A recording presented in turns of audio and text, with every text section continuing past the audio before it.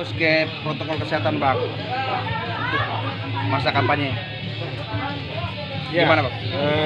hari ini KPU Kabupaten Mogeang telah melaksanakan deklarasi pilkada berintegritas dan damai. Harapannya kampanye dapat dilaksanakan juga dengan damai.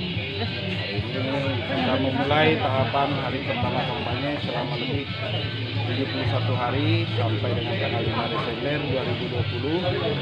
Kemudian selanjutnya KPU sudah mengatur dalam peraturan KPU nomor 13 tentang perubahan kedua terhadap peraturan KPU nomor 6 tahun 2020 bahwa peraturan tersebut mengatur tentang protokol kesehatan, sehingga memang diharapkan para kandidat beserta tim kampanye dan masa pendukung untuk mematuhi apa yang sudah diatur. Sebagai seorang pemimpin, calon seorang pemimpin tentu harus mematuhi. Nah, itu saja mungkin dapat saya sampaikan. Terima kasih. Dan gimana nih komitmen kita? Apakah kalau nanti melebihi dari aturan, apakah saat sosialisasi dibubarkan atau gimana? Bawaslu. Baik, Bawaslu. Oke Bang, gimana Bang? jadi dengan konteks pelaksanaan tahapan kampanye dimulai per hari ini sampai dengan 70 hari ke depan, itu bahwa kami sebagai Bawaslu Kabupaten Mogeang mengharapkan, mengimbau kontestan yang akan berlaga di pemilihan Bupati dan Wakil Bupati Mogeang tahun 2020 ikuti segala norma-norma yang telah mengatur terkait dengan pelaksanaan kampanye, dan juga sudah diatur di PKPU 13, di mana kita harapkan protokol kesehatan dijaga dengan ketat. Jangan sampai pilkada ini berhasil menghadirkan bermartabat dan berintegritas, akan tetapi meninggalkan jejak-jejak yang masih menjadi sebuah kendala gitu. Lalu tercipta klaster pilkada.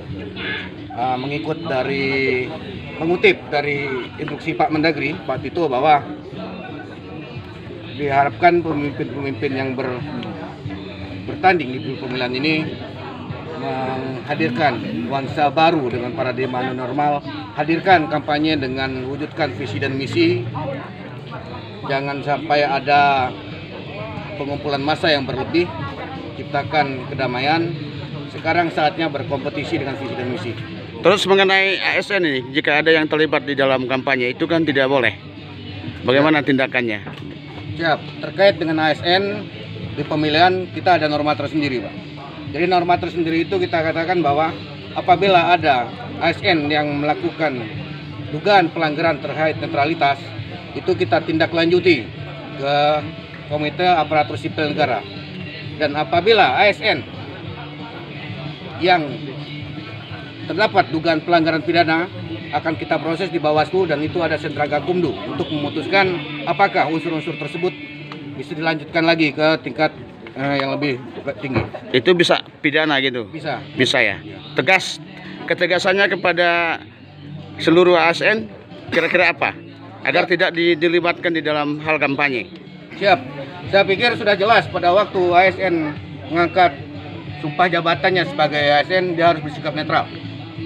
Biarkan saja teman-teman yang berkompetisi untuk melaksanakan apa yang sudah menjadi kewajiban mereka. Oke, berkaitan dengan SARA. Tentu kampanye ini kan sudah disepakati bersama oleh semua calon bupati pada hari ini. SARA ini kan merupakan salah satu perusak demokrasi atau money politik. Siap. Saya pikir masyarakat Bengkayang sudah dewasa. Isu SARA, isu politik uang, saya pikir bukan menjadi sebuah isu yang dimainkan lagi oleh para kontestan. Yang tadi saya katakan, mari kita berkompetisi dengan fair, kita kompetisi, tunjukkan visi dan misi kita untuk membangun Bengkayang yang lebih baik. Baik. Bang, Oke, satu lagi Bang, ini pengawasan kita di media sosial seperti apa? Kemarin sudah ada diatur bahwa kita sudah antara KPU, Bawaslu dan KPD sudah membentuk gugus tugas. Jadi ini yang permasalahan di kita mungkin sama dengan KPU, bahwa yang tidak didaftarkan kepada kita. Kenyataan yang terjadi pada waktu pilkada gubernur pemilu kemarin, bahwa yang didaftarkan itu tidak bisa tidak terlalu. dia mengikuti aturan. Cuma permasalahannya adalah yang tidak didaftarkan. Kita tahu saja ya tidak didaftarkan, kita tahu bahwa banyak akun-akun bodong gitu. Yang punya kewajiban kita adalah kita hanya bisa men-take down akun tersebut ya.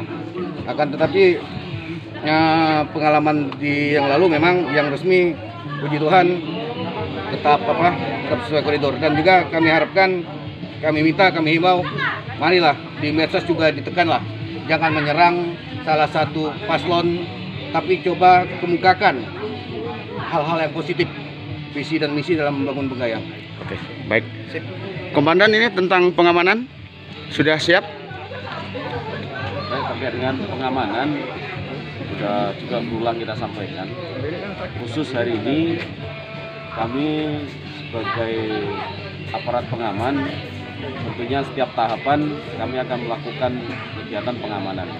Prinsipnya keamanan harus terjamin pada setiap tahapan, dan kami selalu berkomunikasi dengan penyelenggara KPU supaya setiap tahapan ini kita tidak underestimate. Terlebih saat ini kampanye dengan keluarnya PKPU nomor 13 tahun 2020, tentunya ini sedikit mengubah, dan kami juga mendorong mengingatkan juga khususnya pada fungsi pengawasan, tentunya lebih bisa melihat secara cermat. Jangan sampai muncul hal-hal yang berimplikasi pada tindak pidana seperti isu sara atau hoax atau berita bohong. Ketika tataran ini terjadi, tentunya ada mekanisme terkait dengan pelanggaran proses selama pilkada, dan apabila itu ada putusan ataupun ada hal-hal yang memang masuk dalam unsur-unsur pidana, tentunya Polri akan melakukan langkah-langkah hukum secara cermat dan melihat kepentingan lebih besar. Artinya irisan-irisan kegiatan ataupun hal-hal yang muncul sebagai bentuk atau implikasi daripada setiap tahapan kegiatan pemilu ini, kami berharap dari seluruh kontestan, dari penyelenggara, bahkan seluruh masyarakat agar arif, agar betul-betul memahami semangat kegiatan dalam pilkada ini adalah untuk mencari pemimpin yang lebih baik. Himbauannya kepada masyarakat supaya menciptakan demokrasi damai dapat dirasakan bersama-sama dengan pemerintah, masyarakat, keamanan. Ini bagian daripada sistem pemerintahan. Karena pesta demokrasi ini adalah pesta kita bersama. Himbauannya apa, Komandan, pada masyarakat? Pertama, supaya tidak golput, terus jangan berbuat sara, jangan melakukan tindakan-tindakan yang di luar dari koridor kampanye. Terkait dengan apa yang menjadi himbauan, khusus kami dalam konteks keamanan, tentunya kepada seluruh masyarakat Kabupaten Bengkayang yang memiliki hak untuk pilih, gunakan hak pilihnya dengan bijak. Dan yang kedua, menggunakan simpatisan ataupun hak pilihnya dengan cara-cara yang benar. Mendukung pasangan calon itu sah-sah saja, tapi dengan tidak melakukan hal-hal yang sifatnya provokatif, menimbulkan keresahan di masyarakat, dan berharap tentunya semua tahapan yang dilalui masyarakat bisa arif, dan khusus kami memulai dari internal kami, Polri, kita netral, tidak ada keberpihakan. Berapa personil yang akan diturunkan untuk melakukan pengamanan di setiap KPPS, TPS, BPK, dan KPU? Untuk terkait dengan Polri, pengamanan yang akan kita libatkan, sesuai dengan keputusan KPU ada sekitar 719 TPS yang sementara ini terdata. Tentunya ini masih dinamis karena DPS juga belum diputuskan, masih dalam proses untuk ditetapkan sebagai DPT. Di seluruh jajaran wilayah kami akan menyesuaikan dengan pola tingkat kerawanan, ya, baik itu terkait dengan situasi, letak geografis, dan lain sebagainya menjadi pertimbangan untuk pelibatan personel dalam pengamanan. Full totalitas kita terkait dengan pengamanan ini kita akan mengarahkan 2/3 kekuatan. Adakah melibatkan tokoh-tokoh masyarakat agar bersama-sama untuk melakukan kegiatan pesta demokrasi ini dengan damai dan aman? Tentunya kita akan melakukan penggalangan, artinya mengajak tokoh masyarakat untuk mengajak seluruh masyarakat melakukan semua pesta demokrasi ini dengan semangat yang baik, ya, semangat yang bisa memberikan ketenangan di tengah-tengah masyarakat sampai dengan nanti selesai kegiatan. Terima kasih, Ya, Komandan. terima kasih.